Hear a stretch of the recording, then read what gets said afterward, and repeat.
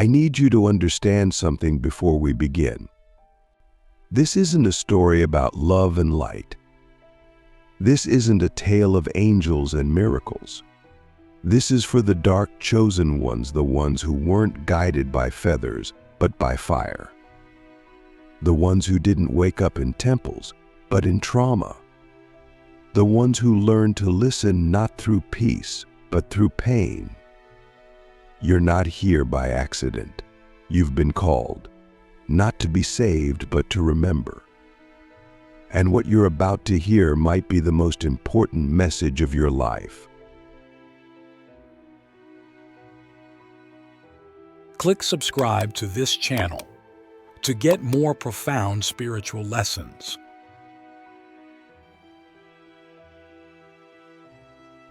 Because we live in a world that tries to silence the dark initiates. It fears what it doesn't understand. But you were born to walk through shadows others run from. You feel things before they happen. You see lies beneath smiles. You absorb pain that isn't yours. And no one taught you how to survive that, because they couldn't. Because you were meant to learn it alone. This is the paradox of being a dark chosen one. You are powerful by nature, but you must suffer in silence until you remember who you are. And remembering? That's the fire. That's the initiation. That's the lesson you can't skip. Let's begin. The first lesson you must learn alone is this: not all darkness is evil. You've been taught to fear what is dark. But the deepest truths are always hidden in the dark. Life begins in the womb. Seeds grow in soil. Mushrooms emerge from decay. Transformation is born in silence, in shadow, in stillness. So when your life falls apart, when everything you thought you were is stripped away, that isn't punishment. That's purification. I remember lying on the floor of my apartment, everything gone: money, friends, meaning. The silence was deafening. And in that abyss, I heard the whisper, "This isn't the end.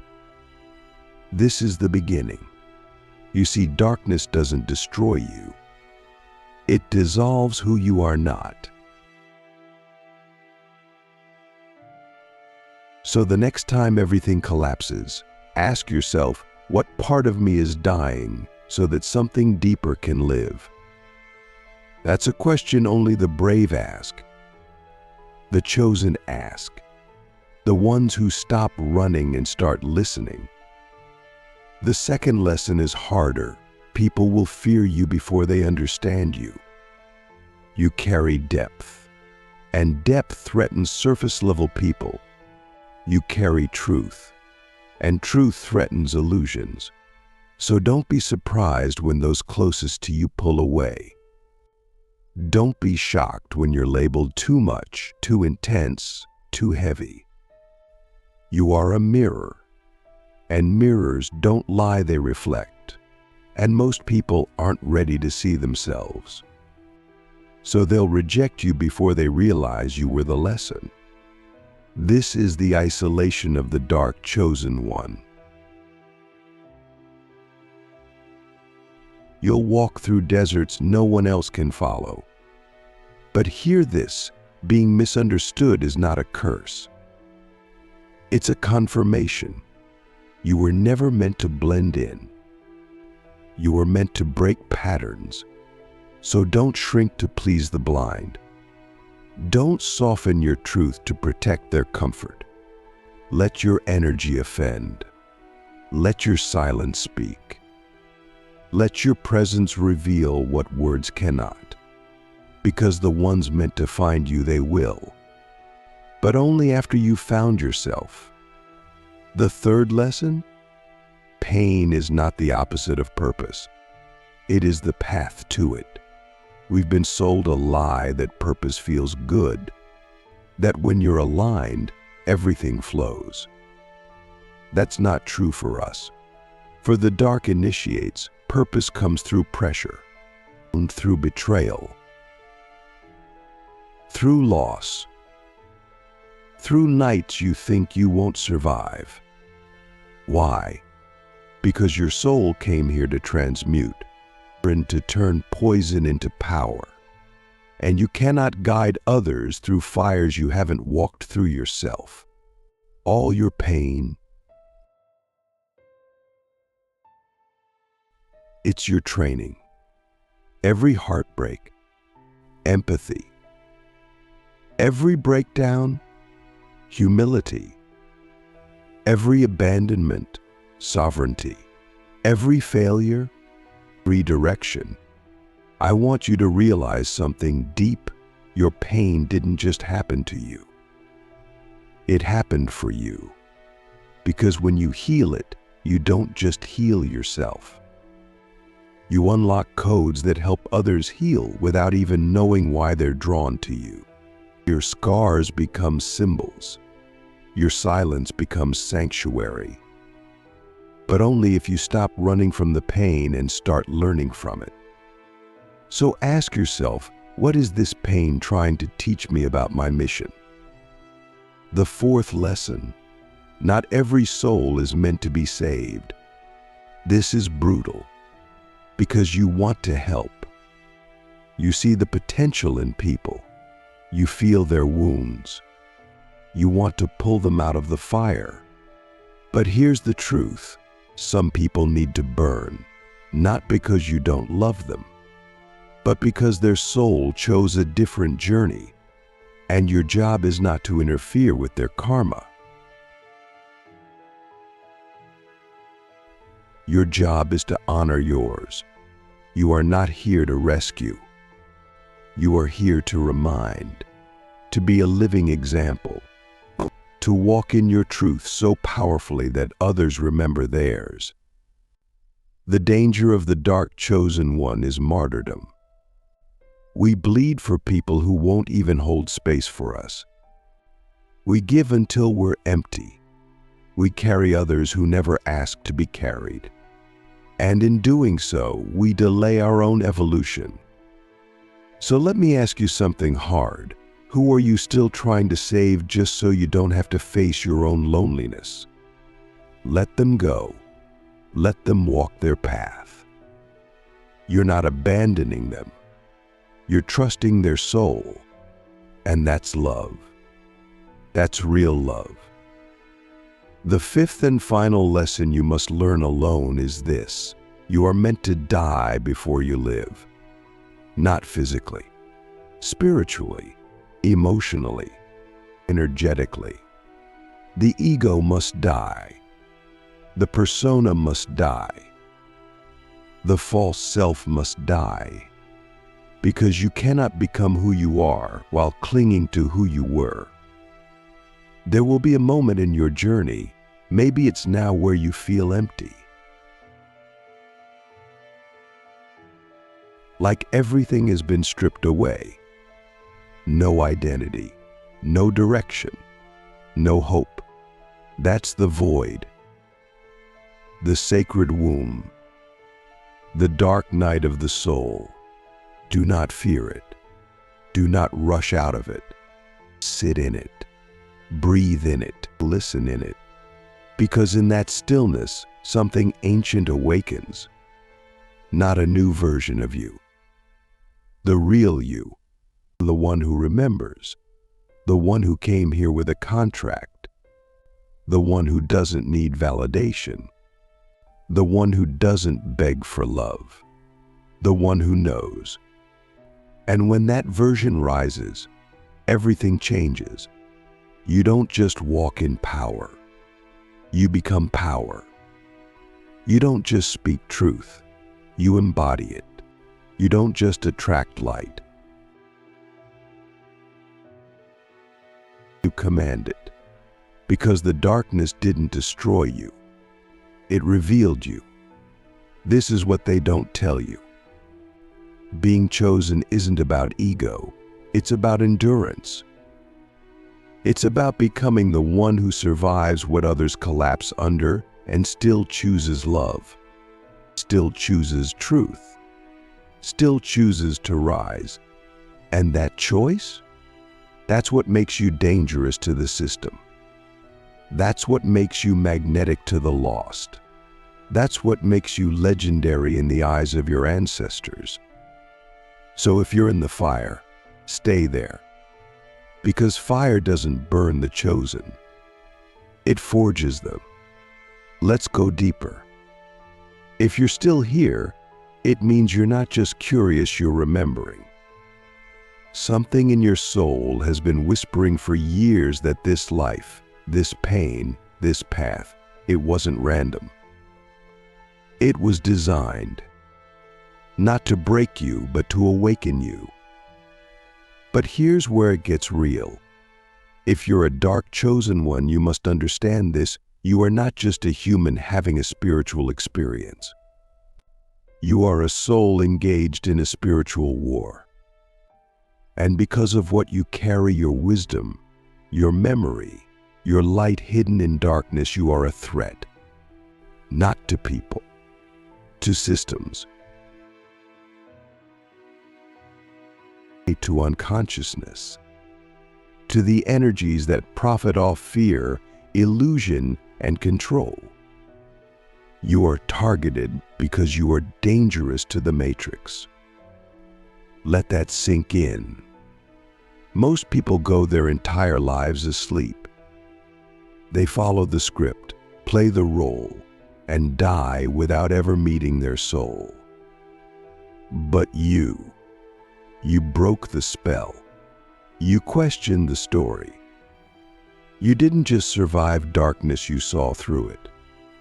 And that vision makes you a mirror, a disruptor, a transmitter of truth. That's why your life has been harder. That's why the betrayals cut deeper. That's why the isolation lingers longer. You've been under pressure because you are precious in the spiritual realm. Your awakening is not just for you. It's a ripple in the field. And the moment you become aware of your power, you begin affecting the grid. You start destabilizing illusions. And the entities that feed on fear, they notice.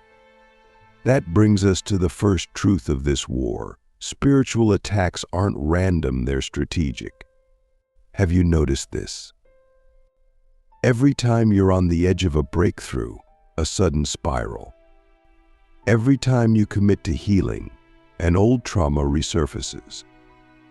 Every time you raise your vibration, a toxic person returns. Every time you find clarity, confusion creeps in. That's not coincidence. That's resistance. That's interference.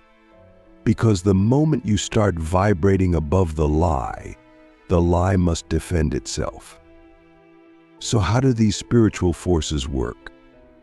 They don't always show up as demons. No, they show up as patterns, as people, as temptations, as doubt, as shame, as false paths that look good but drain your soul. And the real battle? It's inside you. Because the enemy isn't just out there, it's the voice inside you that still believes you're unworthy, that still clings to pain, that still fears your own power. This is why the hardest part of being a dark chosen one is not awakening. It's staying awake in a world designed to lull you back to sleep. So what do? You remember the second truth. Protection isn't about hiding.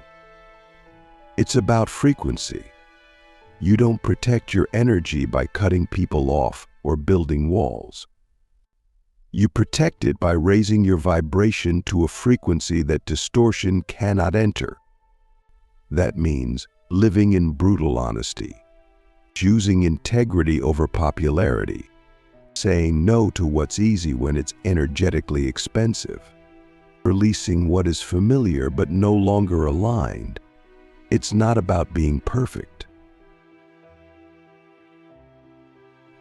It's about being clear, because the clearer your field, the less space there is for interference. So ask yourself, what am I still energetically entertaining that gives access to distortion? That question is your shield. Now let's talk about psychic warfare, because it's real. And it's subtle. Have you ever had thoughts that didn't feel like yours? Sudden intrusive fears. Unexplainable fatigue right after a spiritual breakthrough. Dreams that felt like warnings, or even attacks. That's not paranoia. That's perception. And as your frequency rises, your sensitivity increases. You start to feel not just your emotions, but the collective currents, ancestral pain fields, and astral feedback loops. You're not crazy, you're awake. And with awareness comes responsibility. So how do you protect yourself spiritually? Daily cleansing rituals. Not for superstition, for sovereignty. Salt baths, smoke, sound, sacred boundaries. Not just physical but energetic. Who you speak to, what you consume, what you allow into your field. Prayer, not as performance, but as power. You speak to your guides, you command your space. You declare your sovereignty, knowing your lineage. You are not alone. You have ancestors, guides, light beings, protectors who remember why you came. But they only move when you ask. And maybe the most powerful protection? Purpose. Because when you are in alignment with your mission, your field becomes unshakable. You stop being reactive. You become radiant. Spiritual forces no longer seek to infiltrate because they cannot survive where there is no fear. So ask yourself, what parts of me are still afraid of my own power? That's where the breach is. That's where you must reclaim. Now let's address something few talk about, self-sabotage as a spiritual weapon. You are a chosen one. But if you haven't healed your inner child, your shadow, your guilt, you'll begin to destroy yourself before your enemies even try. You'll delay your calling. You'll question your gifts. You'll stay small to protect others from your truth. And that's exactly how they win. Because the greatest threat to the system is a dark chosen one who has integrated their shadow and refused to stay silent. So I ask you this now, and I want you to feel it in your bones. What would it look like if you stopped betraying yourself in the name of safety? What would it look like if you let go of the guilt, the shame, the fear, and just became who you were always meant to be? Because that version of you, that activated, awakened, unapologetic version, that's the one they fear. And that's the one the world needs. Don't wait for validation. Don't wait for permission. Don't wait for peace to come before you pick up your power. You are the storm. You are the signal. You are the shift. This world doesn't change when light workers stay comfortable. It changes when the dark prophets of truth rise with clarity and compassion and speak what others will not. So here's your final truth for this part. You were never meant to fight this war like everyone else. You were meant to transcend it, not by avoiding shadow, but by walking through it and remembering the light inside it belongs to you. You are not the victim of this world. You are the frequency that will rewrite it. By now you already know you're not like the others. You never were. The signs were there from the start, how you felt too deeply, saw too clearly, broke too early. How you could never fully belong, no matter how hard you tried. And now here you are, remembering that your life has never been random. It's been a ritual, a rite, a series of initiations designed to break every illusion you ever had about who you were so the real you could emerge. But there is one last trial, one final initiation that every dark chosen one must face alone. How do you embrace your fate without losing your humanity? Because it's one thing to awaken. It's one thing to survive. It's one thing to rise from the ashes of pain and declare, I know who I am. But can you hold that power and still be kind? Can you wield that truth and stay humble? Can you stand in your full spiritual authority and still feel the heartbeat of the world? Because the danger now is not that you'll fall into darkness. The danger is that you'll forget why you walked through it to begin with. Let's talk about what happens when a chosen one forgets their heart. See, once you've mastered the shadows, once you've walked through the fire and found your voice, there's a temptation to become untouchable, to numb out, to disconnect, to operate only from intellect and power. And that's the final trap. The final trial of the dark chosen one is not just to awaken, but to stay human after awakening. Why? Because it's easy to become the very thing you once fought against. It's easy to become so defended, so divine, so distant that you forget the flesh you were born into. You forget why you came. You forget the pain of the people you were sent to serve. You become a god but lose your soul. And that's not mastery. That's spiritual ego. That's vibrational bypass. That's the fall of every great prophet who mistook their gifts for their identity. You were never chosen to be worshipped. You were chosen to remember, and through that remembering, to guide others home. So how do we stay grounded in our humanity while holding the infinite? How do we keep our hearts open when we've been broken 1,000 times? We begin by returning to the truth beneath all truths. You are not here to escape this world. You are here to embody heaven within it. That means you do not run from pain, you alchemize it. You do not shame your emotions, you sanctify them. You do not separate yourself from the collective, you anchor the collective into a new paradigm. And that requires presence. Let me say this clearly, your presence is your greatest power. Not your words, not your rituals, not your visions. Your presence, your ability to sit with someone in their pain without flinching. Your presence to cry and not apologize. In your presence to love without controlling. In your presence to witness suffering without needing to fix it. Because when you've truly remembered who you are, you no longer need to dominate with truth.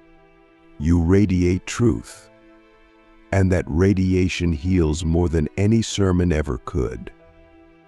But to get there, you must confront the part of you that still believes you're alone.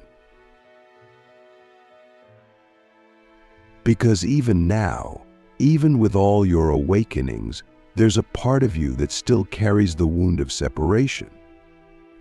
The part that says, no one understands me. The part that wears solitude like armor. The part that confuses isolation with protection. And I get it. You've been hurt. You've been exiled.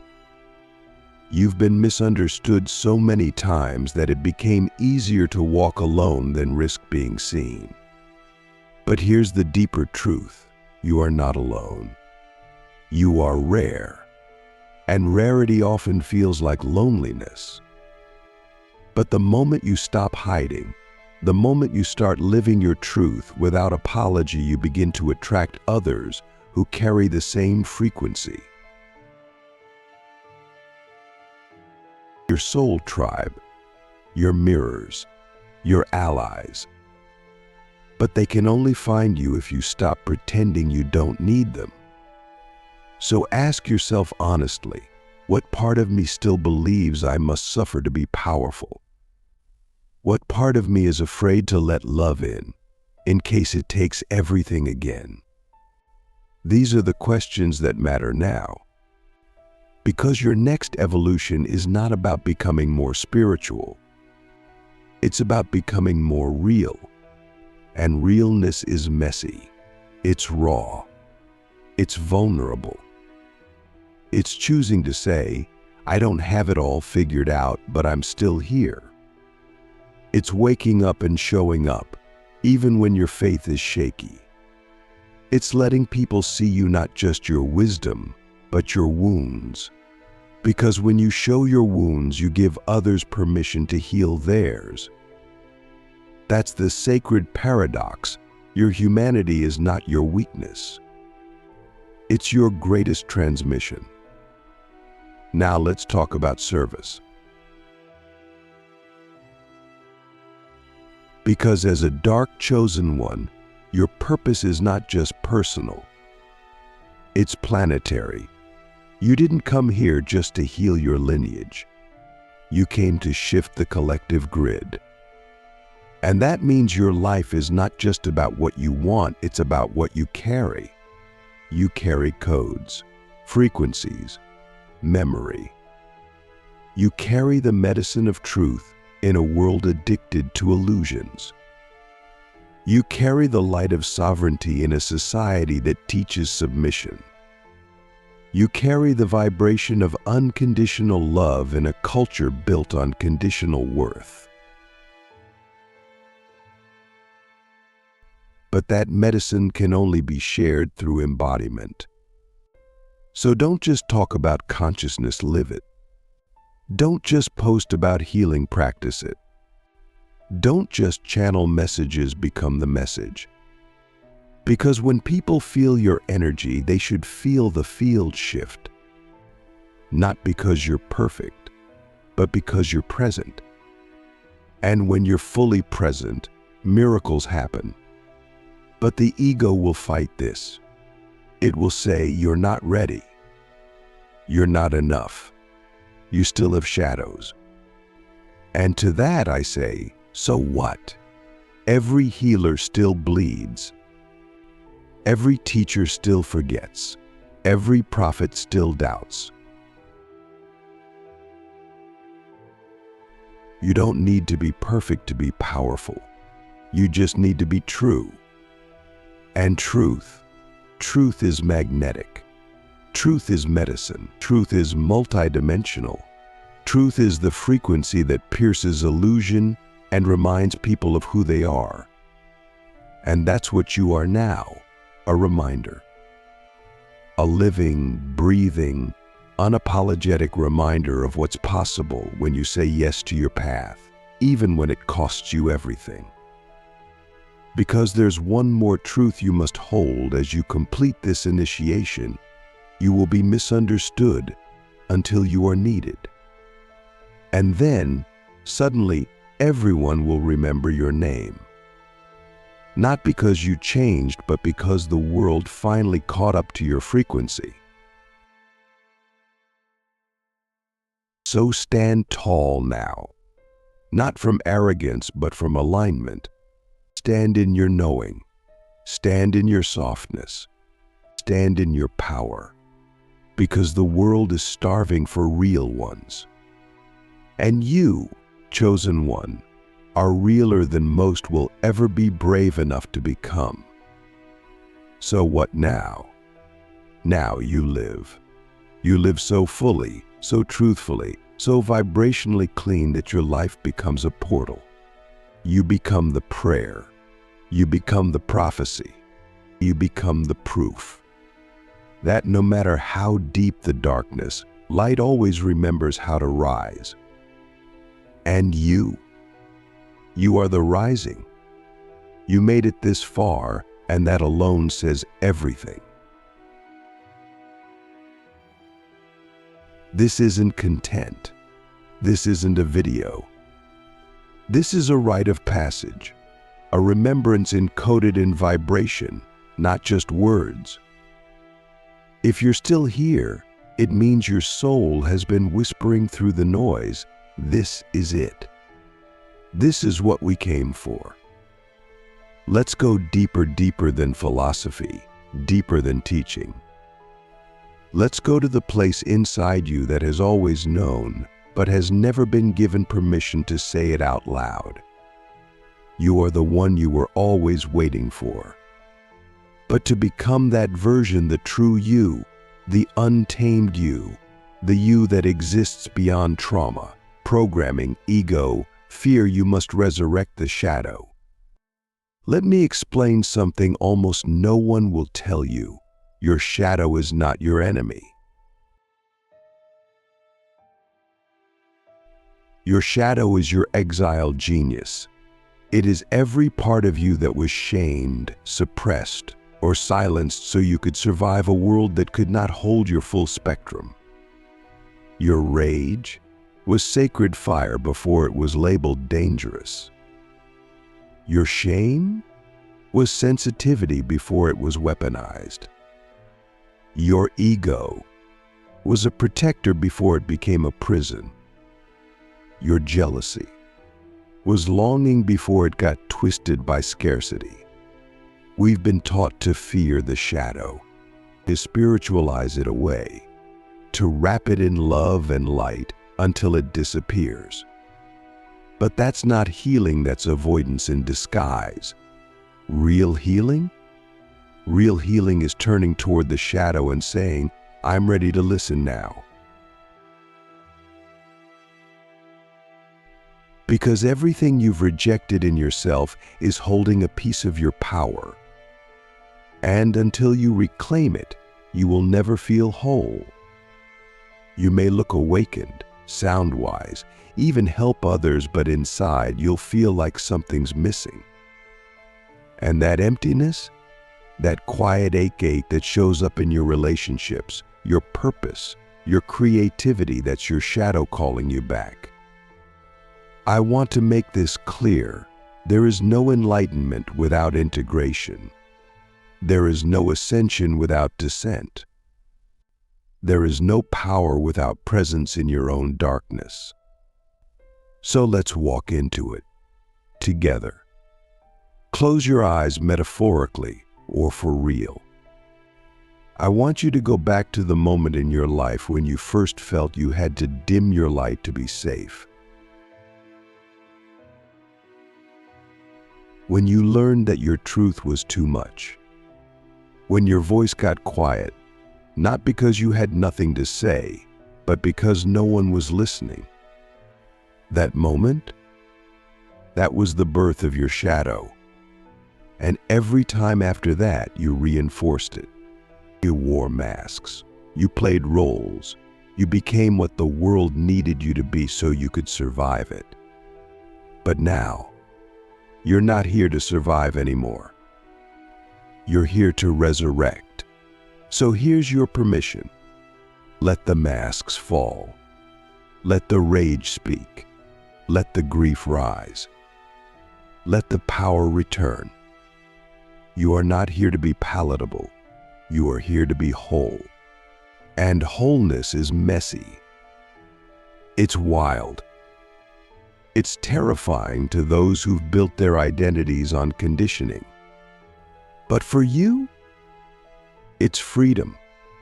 And that freedom, it's not just for you. It's for everyone your energy touches. Let me tell you something radical. Your healing is a rebellion.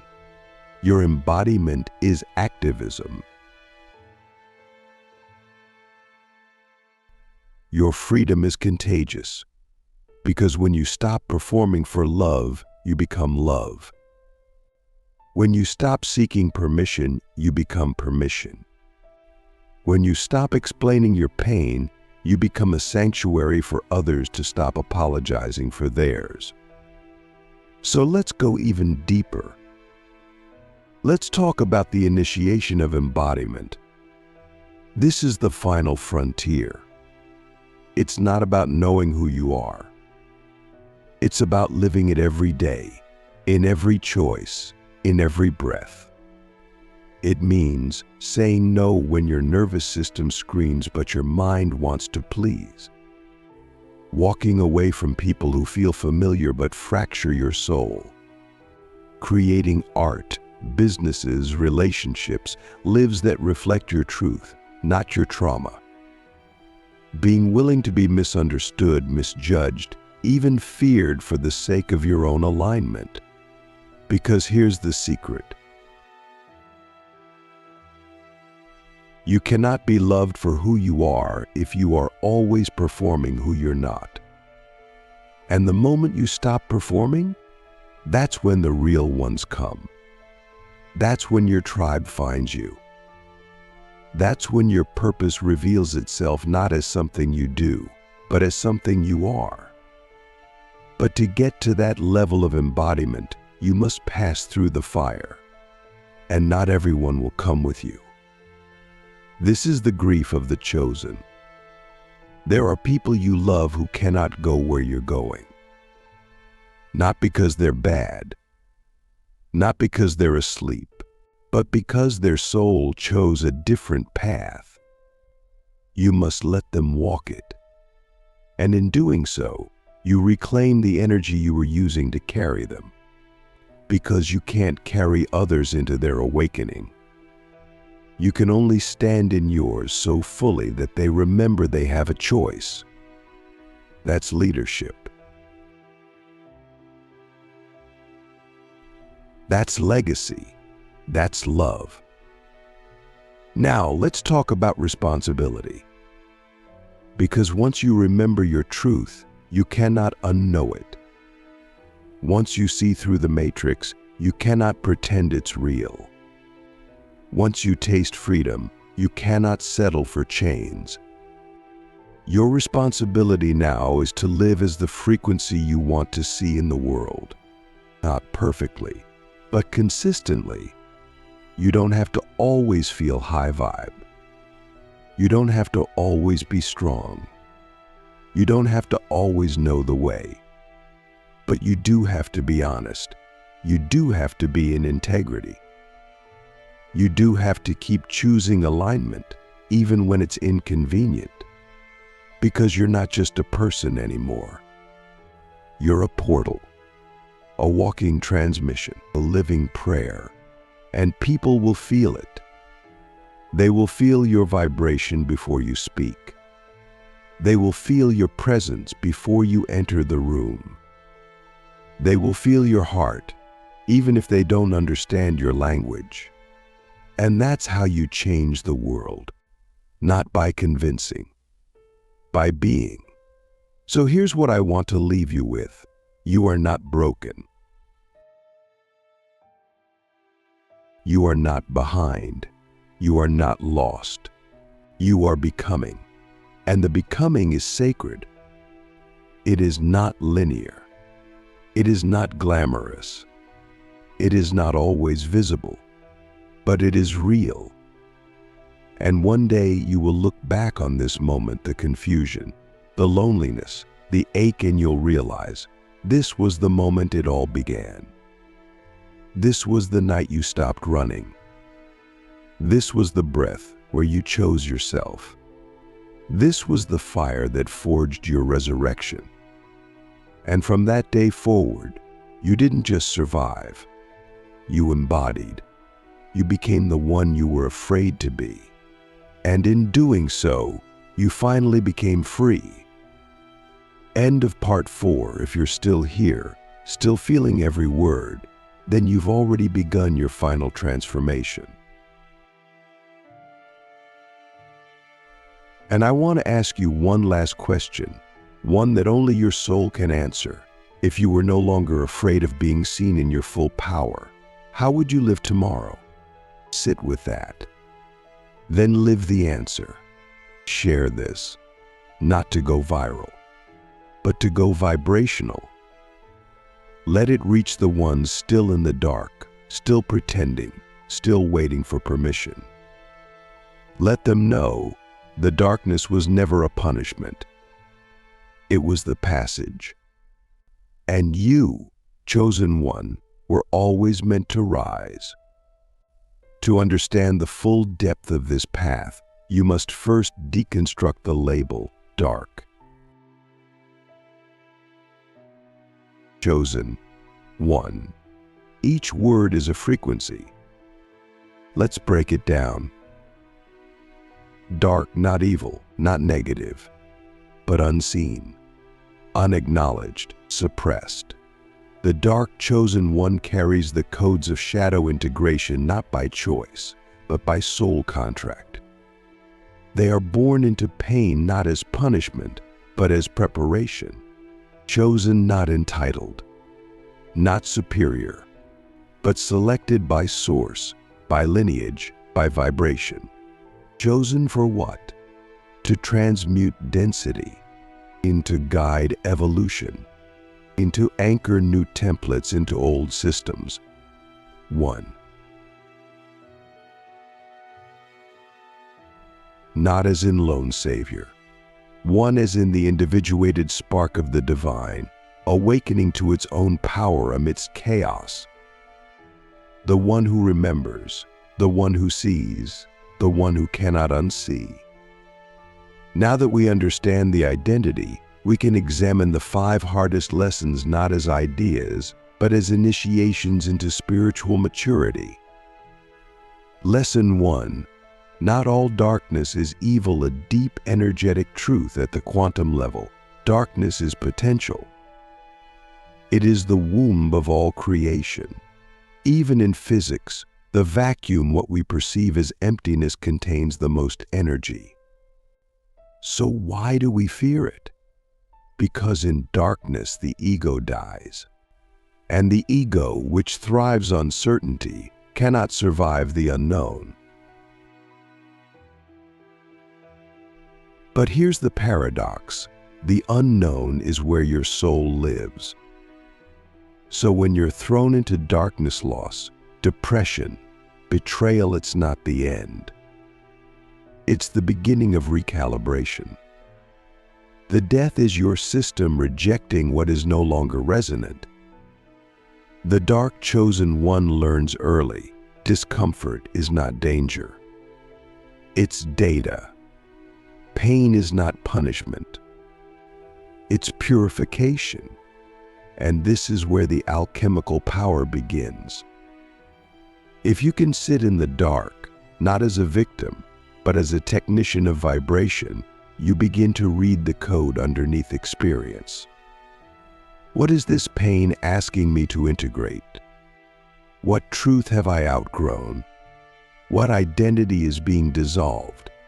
These questions are not philosophical.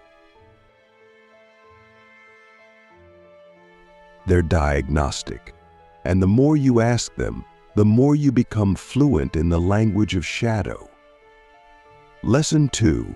People will fear you before they understand you. The mirror principle. Dark chosen ones are mirrors. And mirrors don't lie, they reflect. But most people aren't looking for truth. They're looking for comfort. So when your energy walks into a room, it does more than announce your presence. It activates buried distortions in others. Their unprocessed guilt, shame, fear. Suddenly, it rises, and they associate that discomfort with you. That's when the projection begins. You're too intense. You think you're better than everyone. You're intimidating. But it's never about you. It's about what your field reveals in them. This is called energetic dissonance, when someone's internal frequency is confronted with a higher level of coherence and their unhealed parts react. So what's the lesson here? Stop taking it personally. You are not here to be liked. You are here to be clean in your frequency. If that makes others uncomfortable, it's a sign you're doing your job. But here's the nuance. Don't use this as an excuse to be unkind. The real mastery is holding both truth and tenderness. A healed, dark, chosen one doesn't just reflect distortion. They create a container for transmutation. That is the next level of energetic leadership. Lesson 3. Pain is the path to purpose. The alchemy of suffering. Pain is not random. Every soul chooses an incarnation aligned with its evolutionary curriculum. Your deepest wounds are not obstacles to your purpose. They are your purpose. But let's break this down practically. Why does pain precede power? Because pain strips away illusion. It burns through narratives. It humbles the ego. And in that rawness, the soul becomes audible. You begin to operate not from habit, but from truth. There are 3 key stages in pain alchemy. Collapse, the breakdown of identity. You lose what you thought you needed. Void, the stillness between stories. Nothing makes sense. This is the womb.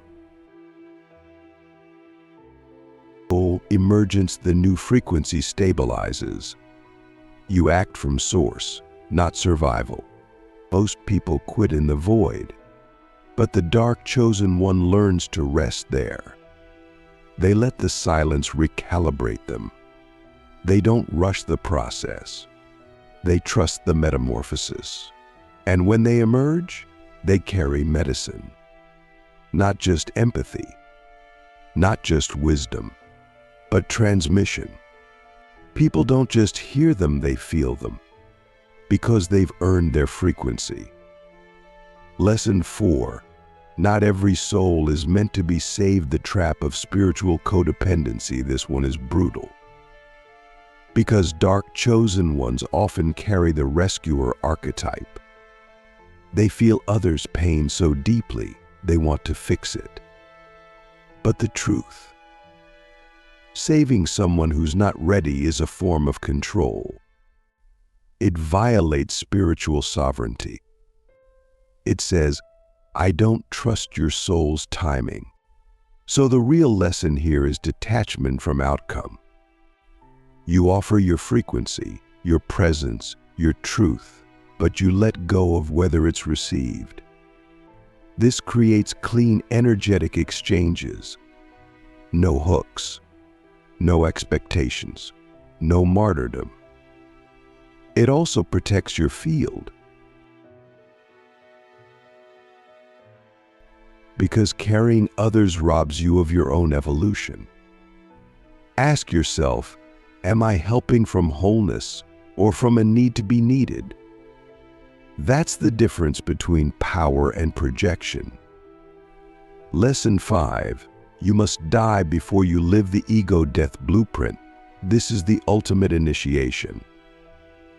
Every chosen one must pass through the death of the false self, the persona, the performance, the protective shell. This is terrifying, because the ego clings to what is known even if it's killing you. But the soul is wild.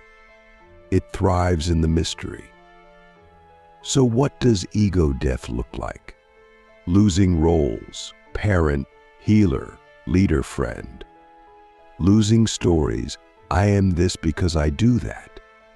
Losing control, surrendering outcomes, timelines, identities. It feels like death. But it is liberation. Because what survives the death? Essence, not what you do. not what you believe, but who you are when everything else is stripped away.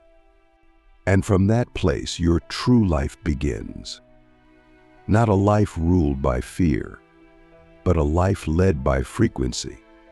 Not a life of performance, but a life of presence. Not a life of seeking, but a life of serving. Final integration, from identity to embodiment. So where does this leave us? It leaves us with the knowing that the path of the dark chosen one is not a curse. It's a coded curriculum, a vibrational contract you signed before birth. You agreed to go first, to feel more, to lose more, to remember more. Because on the other side of that remembering, you become a guidepost for the collective. You stop chasing healing. You become healing. You stop searching for light. You remember you are the light. And you stop fearing darkness, because you know now the darkness was never your enemy. It was your invitation, and you, chosen one, have finally answered.